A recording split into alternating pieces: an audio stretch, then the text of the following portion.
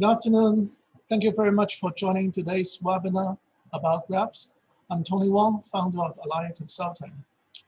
Today, we are honored to have Ms. Xin-Ying Todd, Asia representative of GRESB, Ms. Sophia Wong, Senior Corporate Communications Manager of Champion REIT, and myself.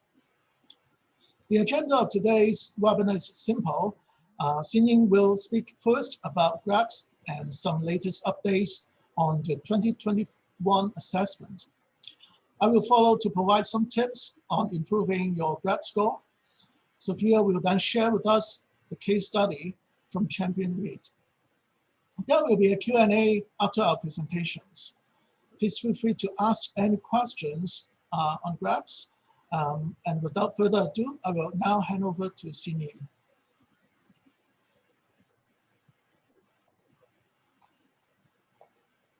Well, thank you so much, Tony. I'm very glad to be here. Thank you for your invitation to share a little bit more about GRESB to our potential participants here in the Greater China market. I thought that before I start, I will give a little bit of a background of how GRESB is doing in Asia. You know, how our participants in Asia are performing. And also add a little bit of insights just to match the theme of today, which is about how improvements can be met. So GRESB, as an organization, our mission really is to use the assessment and the standardized assessment and the benchmarking of ESG performance to help real asset investors make better decision-making about their investments. So to date, we have more than 100 investor members who use GRESB data as part of their investment screening or as part of their monitoring of performance, ESG performance of their portfolios. And over the years, we've seen increased participation by the real estate industry as members of GRESB. We can see that last year, despite some of the challenges, not some, but a lot of challenges because of COVID, we've seen a strong uptick in participation rates, both globally, but also specifically in the Greater China market. I think this really speaks to the overarching focus and emphasis on resource-constrained worlds and how every industry needs to be managing those big picture questions together with their business strategy.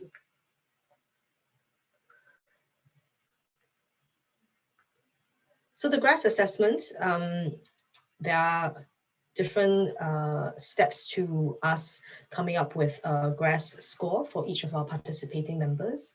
And I wanted to share 3 specific things that we would do as part of this process. The first part is the validation of the information and the data that comes into GRESB platform. And this goes through different types of validation process. We do have a third-party validation process where an entity outside of GRESB will validate the information and the evidence that is provided by our participants to ensure that there is a transparent and also robust scoring mechanism in place. So this year, we have appointed a new third-party validator, SRI Connect. We have more information about them on our GRESB website announcements. The second part of the assessment after the validation is complete is the scoring process. The scoring process is based on a scoring document. That reference document for this year's 2021 assessment has already been uploaded to our website as well. There are likely to be a few changes from the previous year, and I will talk a little bit later about the key main change that's happening this year to the GRESB assessment. The third part of the assessment is to create the peer benchmarkings. The peer benchmarkings that we create in the GRESB portal is really dependent on your geographical footprint as well as your asset types. So we would be choosing peers that are as similar as to yourself as possible in terms of those types of footprints, as well as whether you're listed or unlisted, to ensure that the information that we then provide in the benchmarking reports are the most relevant to all organizations. And then, of course, with the data that comes into GRESB, we've now started to see that for investors and capital providers, not only are they using it for generic screening purposes, they're definitely using it for continuous monitoring and improvements. And more so, especially on the investor side, now with several net zero alliances and commitments being put in place, they are very concerned about how they can aggregate their carbon footprinting and their impact reporting through the use of the data sets that are in GRESB. For the real estate managers, it's an important process for them to be able to identify the best practices that the other peers are in the market is working on, and then use that to then develop the action plans for improvements for themselves. So the more data and the more granular data they have, the more they are able to put in such practices.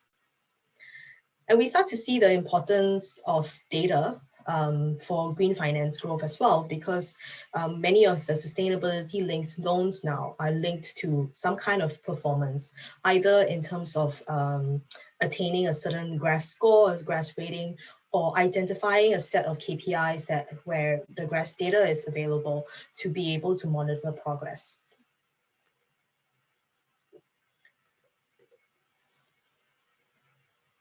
So before I share a little bit about our 2021 changes, this is some of the information of our coverage of GRESB in 2020. The public disclosure project covered all of every entity that was in the NAREIT Global Index. That includes 253 Asian companies as well as 96 from Greater China. And then the GRESB assessment, which is the voluntary assessment process, we had 1,229 participants, and I shared just now about 187 were from Asia. What can we tell from the public disclosure project? We can tell that in terms of disclosure of ESG issues in publicly available reports, in fact, the Asia region is doing relatively well. So we can see the color coding in terms of A and B, roughly 50% of the covered entities were rated A or B. And that's a little bit behind Europe and Oceania, but both of these jurisdictions have moved on ESG much earlier than in Asia. We do see that as a subset of Asia, the Greater China market, so we covered 96 companies here. The larger proportion of the ratings were in B and C. So in terms of public disclosure, there is still some ways to go and improvements to be made in the Greater China market. How about for the participants who participated in the assessment itself? Asia ranked second this year. It's really catching up over time in terms of the average scores. So Asia is doing relatively well. And if we dig a little bit deeper, in what areas is Asia doing well and what areas is where we can think about improvements?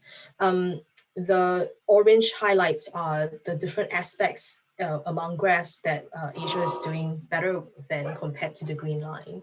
So we can tell that actually in terms of reductions, performance of environmental performance, so reduction in greenhouse gas, in terms of energy consumption, in terms of water, most of our Asian entities are still making very big strides and good effort in that space. Where we see quite critical gaps, we will, in the Asian market, we will see areas like data monitoring and review, and also risk management, right? So those were two areas where we can see some significant gaps. So the assessment framework of GRESB, many of you would probably be familiar with this. It's an annual online assessment.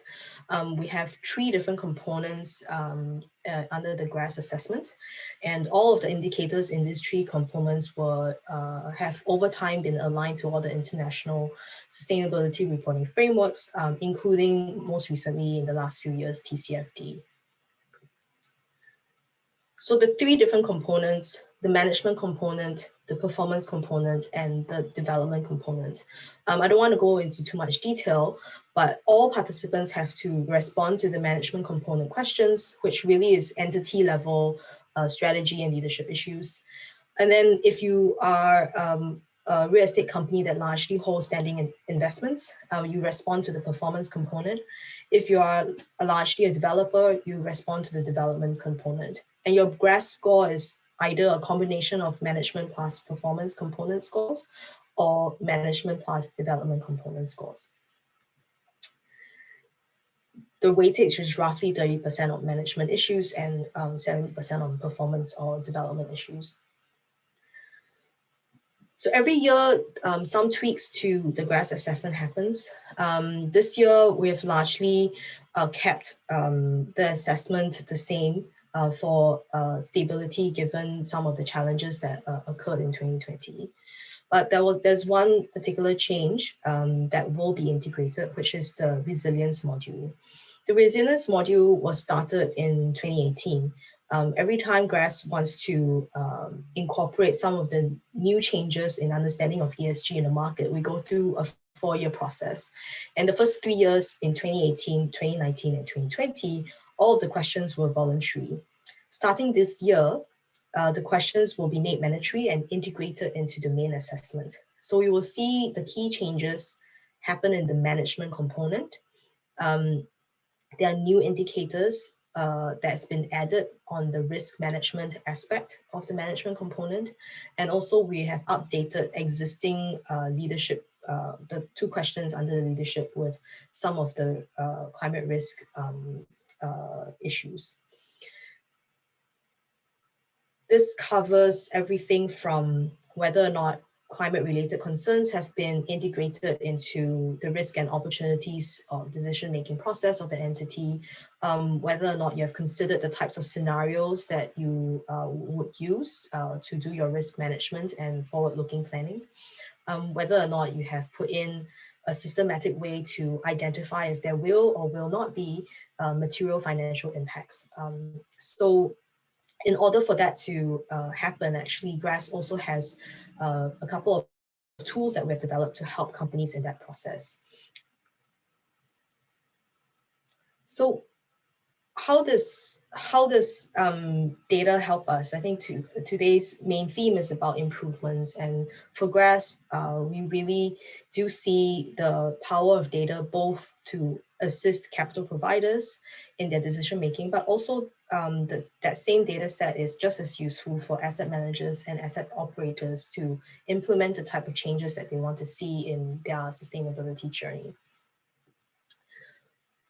So we're very focused on ensuring that there is a systematic and cyclical process for a company to be able to plan their action, to do it, and then to check through the data on what's happening given the plan, and also then to act on it and to revise it if necessary.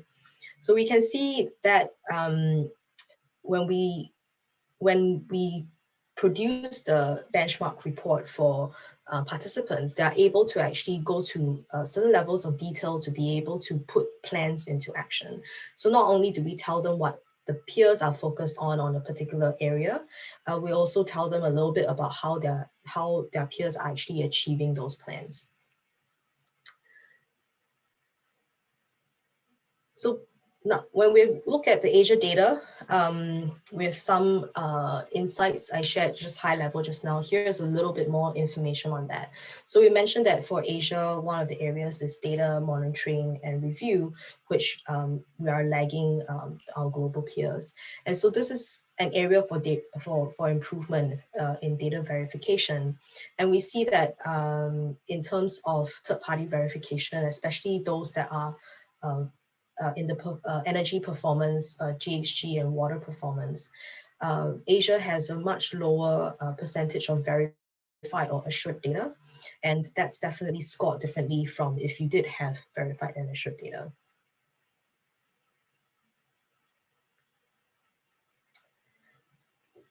The other one I would like to bring up is, as I mentioned, we're very focused on ensuring there's a systematic approach of improvements.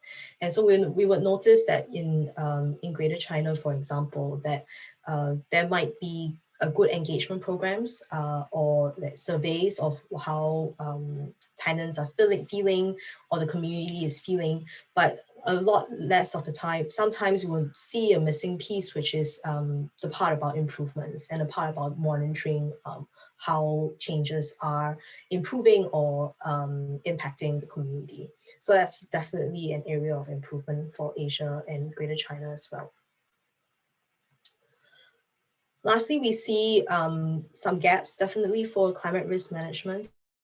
As I mentioned, for the last 3 years, there was a voluntary submission for climate risk questions, and we see that the participation rate in Asia is relatively low.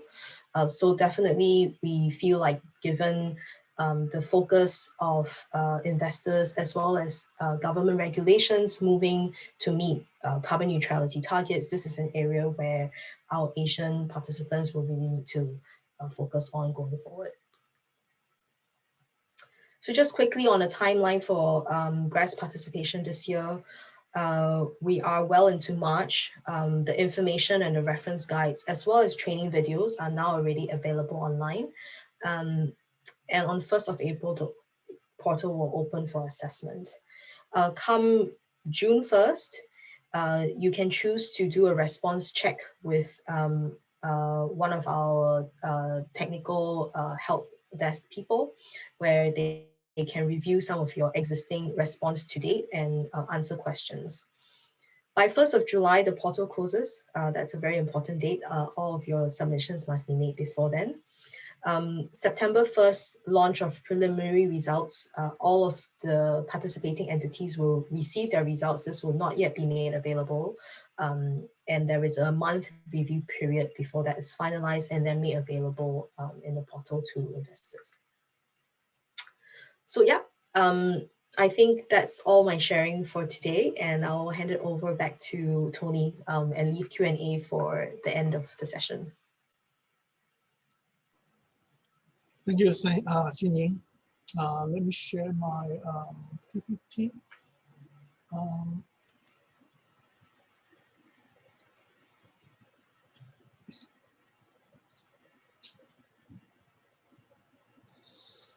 So my part will mainly be about how to prepare you and your portfolio for success in the 2021 assessment. In doing so, we will help you to improve your response to GRESB, some common pitfalls and useful tips, as well as how Alaya could help you to improve your GRESB score. ESG is such a broad topic that takes into consideration a huge universe of indicators. It can be really tricky to know that what is material and actionable for each business. So GRESB offers a way to break ESG into dedicated themes, and each one identify what is material to you. The GRESB assessment allows you to see where you are doing well and where you need to consider improvements, as well as tracking the progression over time. It is a health check on ESG matters annually. Each new year, like Xinying said, new factors are added to make sure policy and initiatives evolve as needed, and the importance of each can be given an appropriate weighting. For example, this year, the resilience module has been made mandatory, pushing organizations to think about how to manage climate change risk, both physical as well as transition risk. Investors are increasingly asking for GRESB scores, and they would like to know how you engage your stakeholders, and if you are a fund, engage your portfolio companies on material topics such as carbon reduction strategies and more.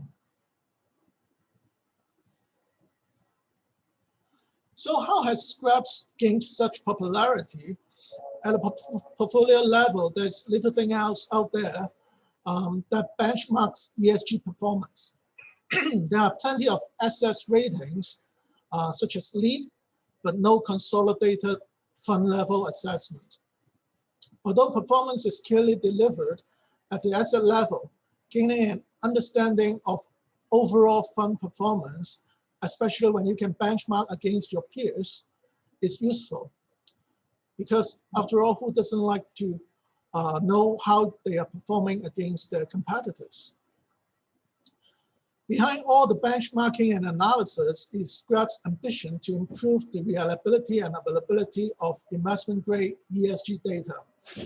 Delivering on this ambition will increase the prominence of incorporating non-financial data into investment decision-making process, allowing more holistic view of risks and opportunities that may preserve or enhance returns.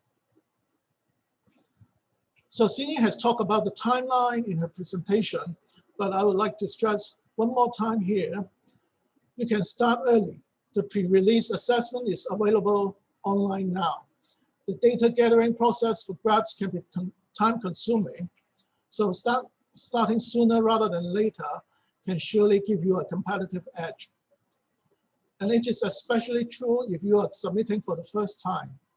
The insights that you get from the pre-release assessment will help you to get a stronger performance and better results.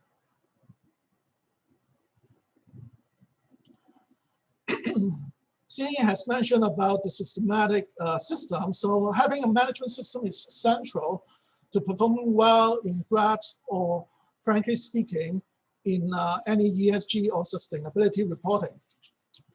Having a system in place allows you to implement practical and tailored solutions that deliver results.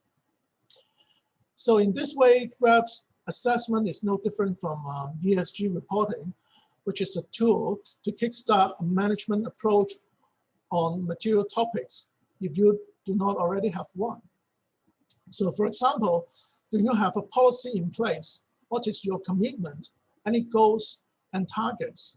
Who is responsible to oversee the corresponding risks? What sort of resources are allocated to manage the material topic? So if you have for example, if you have an environmental management system, you are more likely to score better in GRESB than peers that who do not have an EMS. Having a management system allows you to have a defined approach to understand risks and opportunities that are relevant to your business and real estate portfolio. Action will need to be taken to mitigate these risks and implement opportunities. And a robust and structured methodology is required to measure the impact of this action and track the progress against these targets.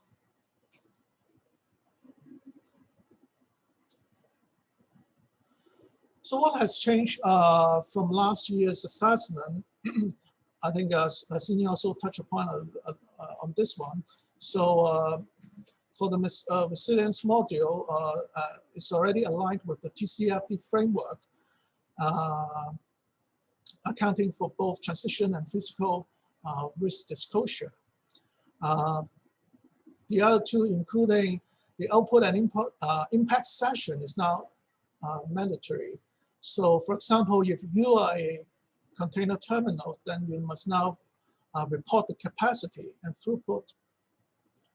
And for water discharge, respondents will now have to report water quality to better align with the GRI standards.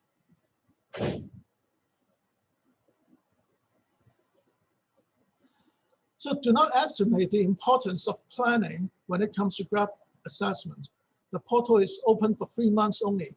The pre-release assessment is available online now, so you can start literally today.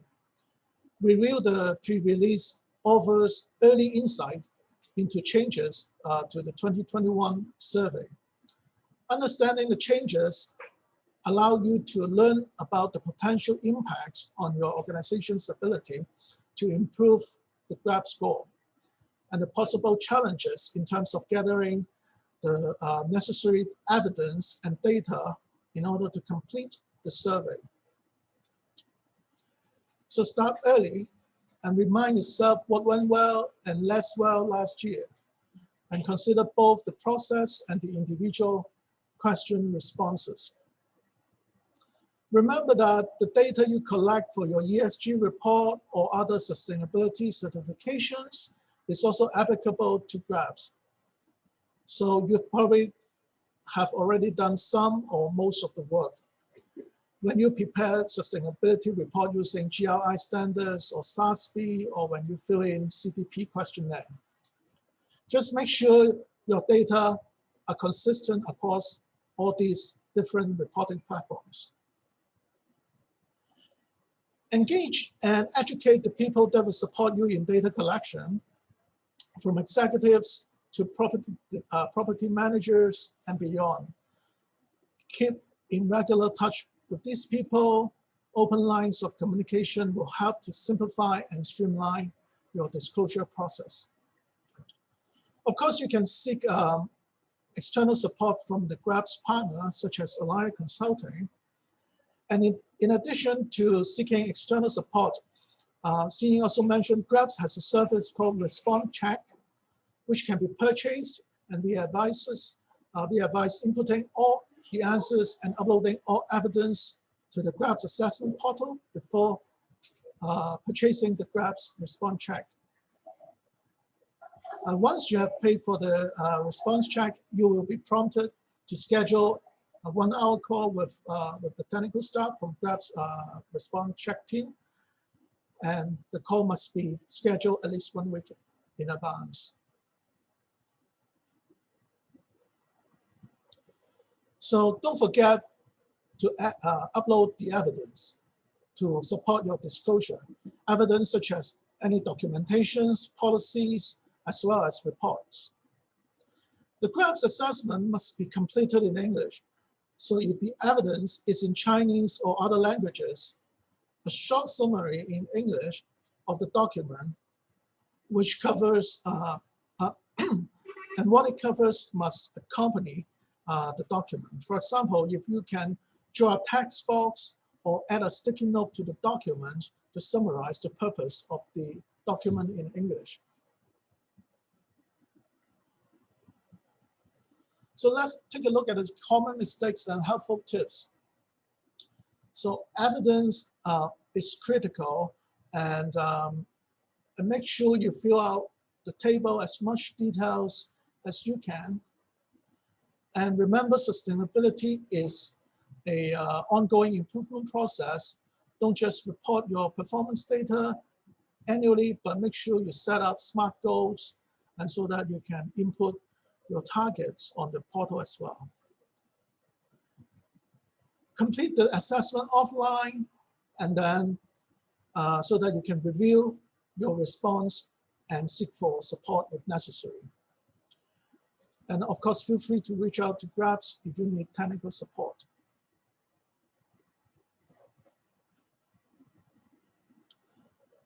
So in addition to filling out the question on the GRESB portal, Alaya can help you to improve your GRESB score by engaging the occupier, tenants, and community.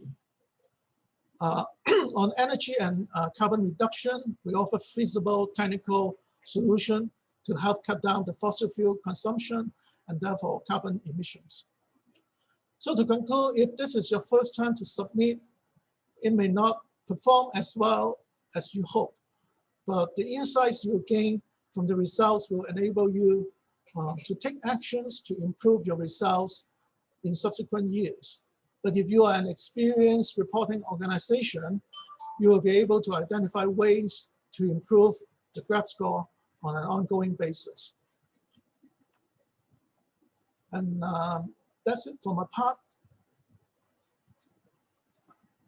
I will stop sharing, and I'll hand over the time to Sophia. Thank you, Tony. Let me open my presentation. Okay. Hi, everyone. I'm Sophia from Champion REIT. Thanks, Xinyi and Tony, for having me here. First of all, I would like to give a little bit of background of Champion REIT, as not all audience know about us.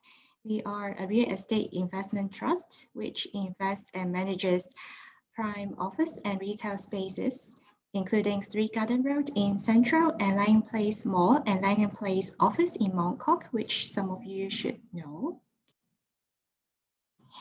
Actually, we are very glad to have a chance to share our 3-year journey with GRESB here. Actually, we first started in 2018. We got, at that time, 3 years ago, we got very, very low score and no star at all. But the good thing is the first year, it is a grace period, so investor won't see our results. And then second year, based on our experience, we evaluated our score from the scorecard, from the report, and the very the detailed analysis from GRESB, and we improved our disclosure and performance step by step. So in 2019, we got 3-star and grade A disclosure. And 2020, last year, we improved 1 more star and comes to 4 stars and grade A disclosure. Okay. You may ask why we participated in GRESB. Actually, like 3 years ago or some years ago, we started to ask by our investors, especially some overseas investors like in Europe or Japan. They are more mature in ESG. They started to ask about GRESB and other ESG rating. And at the same time, we also think it's time for us to enhance and disclose more about our ESG data. And we find that GRESB is a very international and also a very, very well recognized, because among our peers, a lot of them has participated in GRESB. And we think it should be a good benchmark for us to participate in GRESB and strengthen our data disclosure and our performance. Some challenges we have been facing, I think, is similar to many of our other companies when they first start to join GRESB. Very common is like unfamiliar with the GRESB structure and the question list. Like we have to upload some evidence, some no need to upload evidence. What are the requirements? And we find it difficult to track some of the performance progress, and also the process of the data collection was completed, especially at the beginning. And we find it we need more efforts to engage our stakeholders in order to complete this GRESB task. So I would like to share what thing we have done over the years. Talking about the sustainability culture or our ESG structure, like many other companies, we also have a sustainability working group. And our working group is chaired by CEO, and also the board of directors take through the oversight of our sustainability agenda. And also we take both the bottom up and top down approach, is that we encourage our employees to voice out their suggestions on improving ESG. That is very important. And one key element I would like to highlight here is to create a common goal, which is important to improve ESG, which I will share a little bit more later on. And here, for GRESB, we think it's very important to bring the core teams together, because not only like, for example, I'm from the corporate communications team, and not only we could do all the information collection, or we can do all these things together, but we need to put all the teams together to complete this task. For example, for GRESB, we need to fill in the performance data. Definitely, we need the input from like technical team and property management team. For those policies, we involve like the investment team, the leasing team, communications and marketing team. And for the ESG risk, we need to involve the risk management team. And for stakeholders, we also need to organize some events which involve like marketing team. So I think the experience told us that we need to understand the operation, and we need to discuss together among ourselves to set some progressive target, but not one point. We just ask them to, okay, we need to improve our points, then we need to submit us the thing. But that is a progress that we need to discuss with our teams together. And we'd like to highlight is we need to set a clear common goal, which I have just mentioned, and we achieve this common goal through establishing our 2030 ESG targets. That is very helpful. In 2019, that is like 2 years ago, we established our 2030 ESG targets, which involved 14 ESG targets, which is in alignment with 9 of the SDGs from the United Nations. So you could see in the slide, we have some environment targets, some are social targets, and some are governance targets. And this helps us to allocate resources in a systematic way and improve it progressively, because we have like 10 years ahead, and then we could prioritize different areas so that we don't need to put all things together in 1 year. So we can do it progressively. That's make things easier.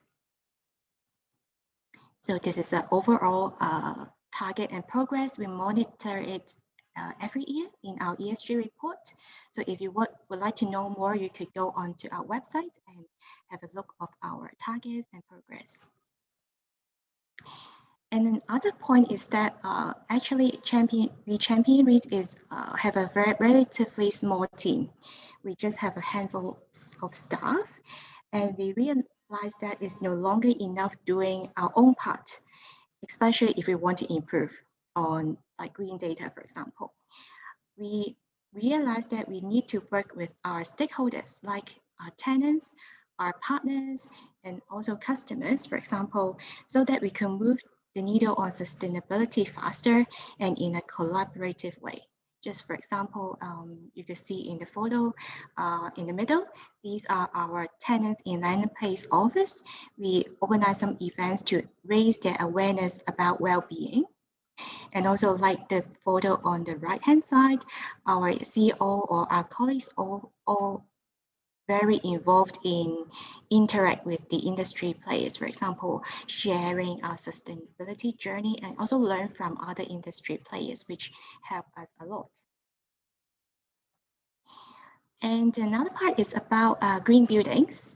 I'm sure most of you know about that, like the green buildings like count a quite important part in the GRESB score. And actually in last year, we achieved the platinum level of the well building for 3 Garden Road, and also we achieved the platinum BEAM Plus building for Langham Place Mall. This is a little bit challenging for us, especially because all of our buildings are existing buildings, not new buildings. That's why we need to put extra efforts to achieve this. And but the journey is very rewarding, because when we go through the green building process, we know where we could improve on, especially, for example, BEAM Plus, we improve on the energy use. And for well standard, we improve on how to enhance the safety and health environment for our property. And that is not the end. We think the continuous engagement and also think of some new solution is important, because every year we want to have improve a little bit of our score, right? For example, this is happening in our mall right now, is we have established some happy recycling station to recycle a plastic bottle in our mall in March. So all of you can come if you're in Hong Kong now. And also recently we established more solar panels in our properties. And we also transformed some outdoor area into a little garden to absorb carbon dioxide. And also some new technology also help. For example, in our properties, we use IoT sensors, that is Internet of Things technology, to enhance the temperature, the humidity, the ventilation. That is very useful to make use of the new technology. And climate resilience, as Tony and Xinyi has already mentioned, this is a new topic and also very important for GRESB. For our team from last year, we have been working on this to get prepared for ourselves to submit for the resilience part. For example, in the meantime, we are drafting our climate resilience policy and the mitigation plan. And we also just started to disclose the climate-related information according to TCFD in our ESG report. So it should be a long way to go, but we are also planning some more training and awareness for our colleagues and tenants this year on climate change topic. And these are some recognitions that we earned from the market, and we are very grateful that we are recognized for our efforts. But to just sum up for my presentation is that a big journey begins with small steps. So don't think it would be too difficult, because every small step counts. And although it may not be easy, especially at the beginning for like the GRESB submission, but the journey and the process, what we gain is very worthwhile and rewarding. It's because as we process, we know where we should improve, and by step, progressively, we would achieve more to on our ESG and sustainability journey. Yep. Thank you. So I will pass back the time to Tony and Xin-Ying, please. Thank you very much, Sophia. I think it's the time to answer the questions from the participants. I've got one question that maybe Xin-Ying can answer. The question is about how does GRESB facilitate direct communication between asset managers and real estate developers?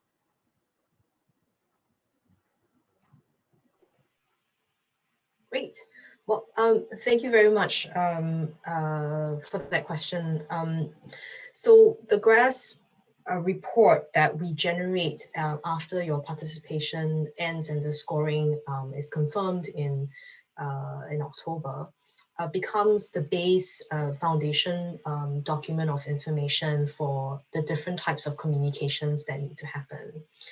Typically, this piece of information is used by the investor to have that ESG conversation with either their investment managers, so on the private fund side, or on where they have invested in through listed funds in real estate, or directly with the listed real estate developer company, right? So that forms that basis of the communication. And because it's a very detailed piece of information, you're able to ask very specific questions. So for example, Sophia mentioned just now in terms of all kinds of stakeholder engagement, for example, the question will not only be, do you do stakeholder engagement, but they will ask you how, and they will have many different options for people to tick, right? So if you're compared to your peers that are similar to yourself, you will be able to see maybe 60% of people are asking this type of question during their tenant engagement program. So that's to that level of detail.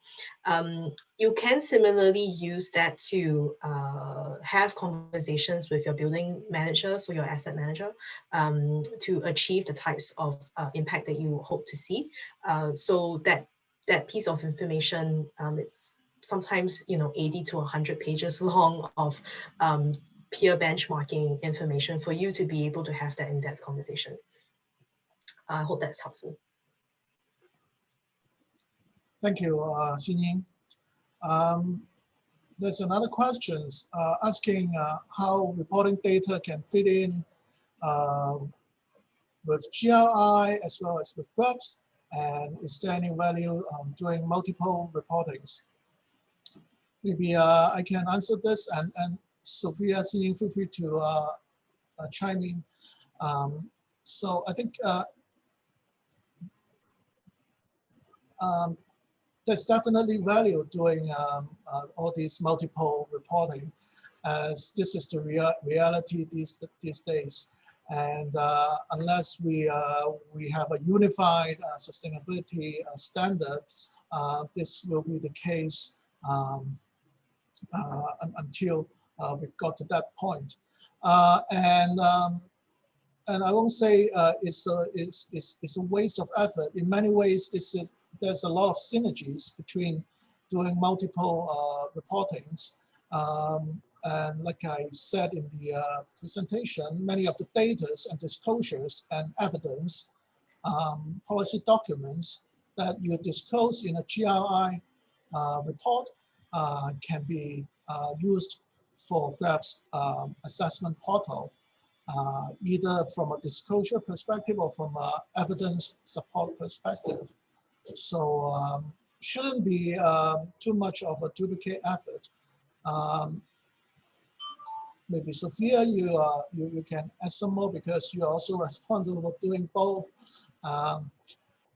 And there's a question that maybe Sophia, you can answer. How has Champion REIT evolved in its sustainability journey, and how has reporting like GRESB helped? Sure. GRESB definitely is a good guidance for us because it's you know about what peers are doing and also set an international benchmark. As Tony has mentioned, even though Champion REIT do not use GRI, but we follow the exchange standard for ESG report. They are synchronized, like the data and what we disclose, like for example, the green performance data, we would in alignment of disclosing in GRESB and also our ESG report. So definitely this would be in alignment. And also because of GRESB, it also helps us to set some milestone because we know where we need to improve. For example, we need to improve for having a clear goal. That's why we set the 2030 ESG targets. And this is also a very important milestone for our ESG journey.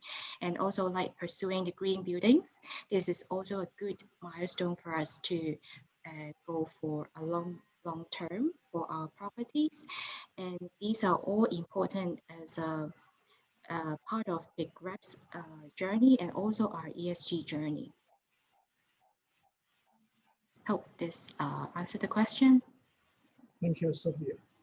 So I did want to add a little bit to that. I think Sophia mentioned it a little bit, which is using GRESB to help design what to do next. And then also in terms of like setting targets, right? So for example, through the assessment itself, you will actually be able to see for your peers what type of targets are they setting. Are they setting year-to-year targets? Are they setting relative reduction targets? Are they setting absolute targets? Are they even setting net zero targets, right? So I think that piece of information becomes a very important part of the decision-making process internally. And I do want to highlight, I think there's a question in here about how investors actually use the GRESB score in terms of their decision-making. Most of our investors are looking for long-term or continuous improvement, right? So what they will hope to see is that any GRESB participant, no matter where you start, that you put yourself through a journey and open communications with them about your journey on this ESG front, as opposed to making decisions on not investing only because of not being able to meet certain targets. I don't think that's the usual way that our investors use the GRESB assessment. We do have investors though that will not invest unless you have a GRESB participation score. It doesn't matter what your score is, but as long as you put yourself and take that first step in that journey, they will be willing to consider the investment. So that's a more typical way of how investors look at the value of GRESB. A little bit to supplement, I agree that, like for example, the investors, not only they look at the score, but how you improve and your planning.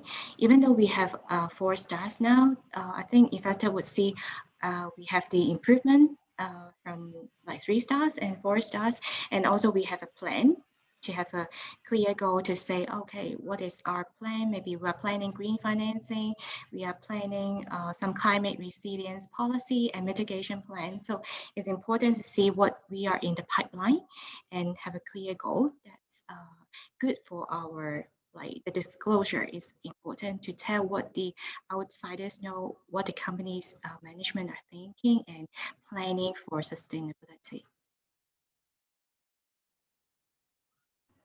Thank you, Sylvia. Just one question from my own.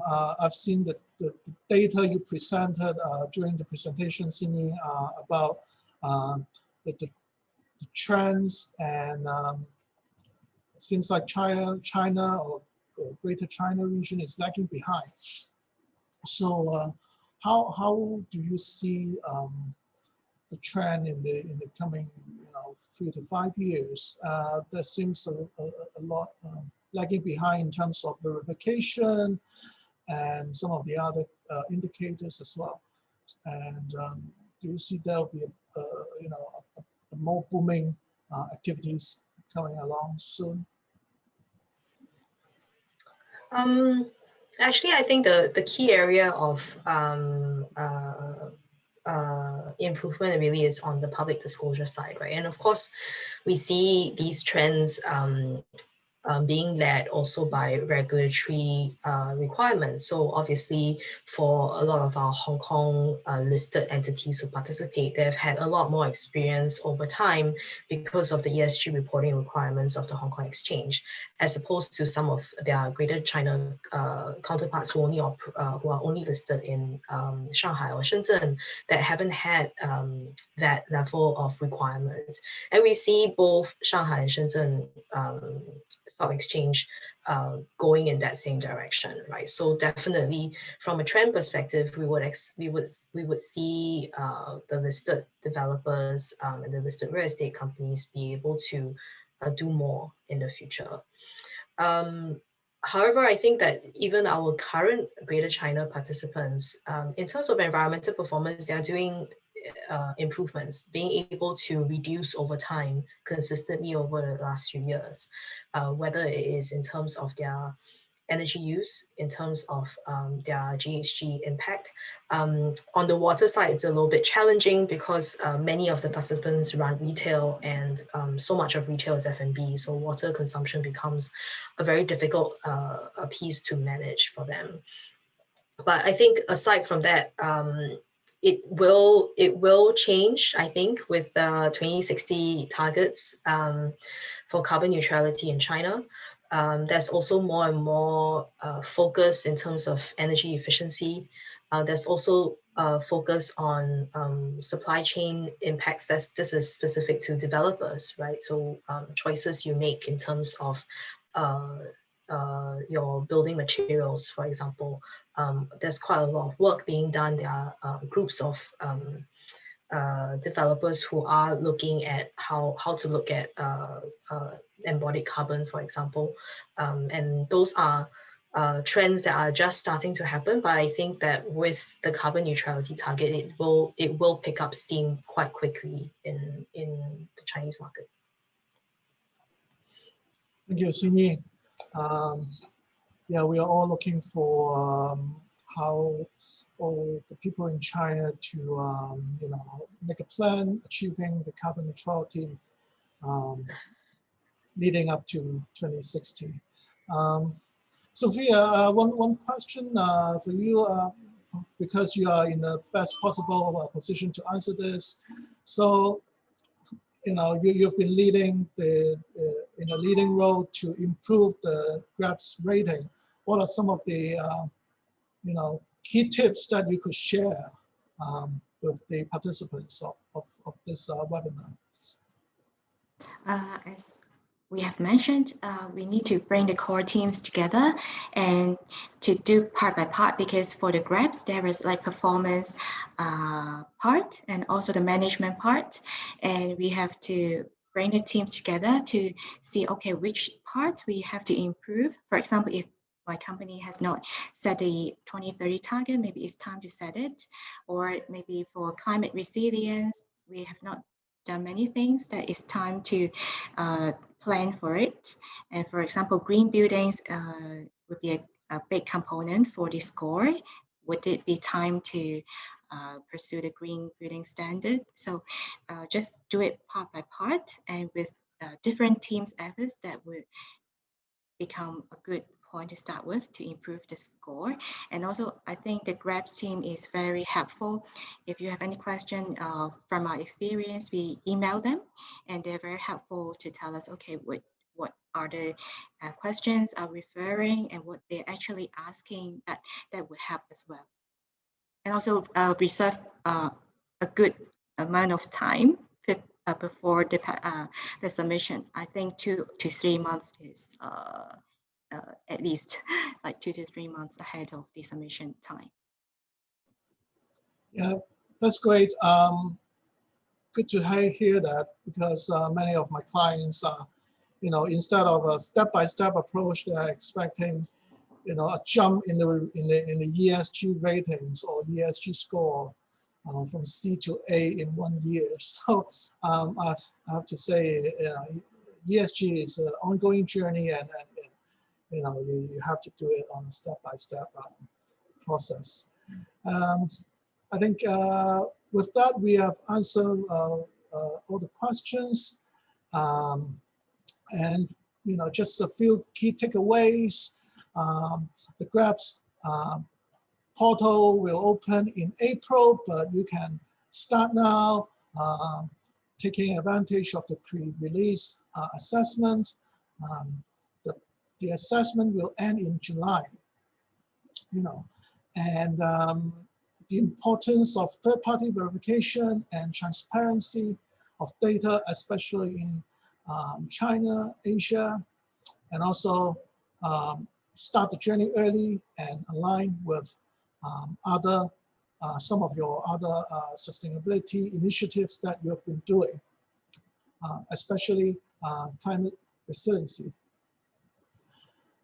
All right, so thank you very much for joining today. Thank you, Xin-Ying, and thank you, Sophia. Thank you. Thank you for having us. Yeah, have a good day, everyone. Thank you. Bye for now. Thank you, Tony. Thank you, Xin-Ying.